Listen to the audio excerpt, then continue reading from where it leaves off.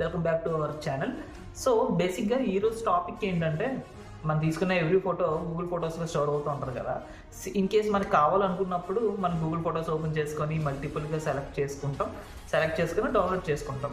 But total photos కావాలి అనుకున్నప్పుడు third party softwares అవి యూజ్ చేసి దాన్ని డౌన్లోడ్ చేయడం జరుగుతుంది అనమాట. బట్ గూగుల్ ఫొటోస్లో అన్ని సింగిల్ ఫైల్గా మనకి డౌన్లోడ్ చేయడానికి గూగుల్ వాళ్ళదే అఫీషియల్ వెబ్సైట్ అయితే ఉంది. ఆ వెబ్సైట్ నేమ్ వచ్చేసరికి గూగుల్ టేక్అవుట్. సో ఈ గూగుల్ టేక్అవుట్లో ఏంటంటే, ఏ మెయిల్లో నుంచి అయితే మనకి డేటా కావాలో ఆ మెయిల్తో మనం ఆ గూగుల్ టేక్అవుట్లో లాగిన్ అయిపోతే గూగుల్ వాళ్ళకి సంబంధించిన ప్రతిదీ అందులో మనకి కనిపిస్తుంది అనమాట.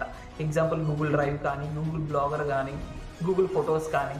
సో ఇటువంటివన్నీ మనకు అందులో కనిపిస్తే వాటిని మార్క్ చేసుకొని గూగుల్ టేక్అవుట్ అని మనం కొట్టినట్టుగా అయితే అది వితిన్ 24 అవర్స్లో అదంతా సింగిల్ జిప్ చేసేసి మన మెయిల్కి ఒక లింక్ అనేది వస్తుంది అనమాట, డౌన్లోడ్ లింక్.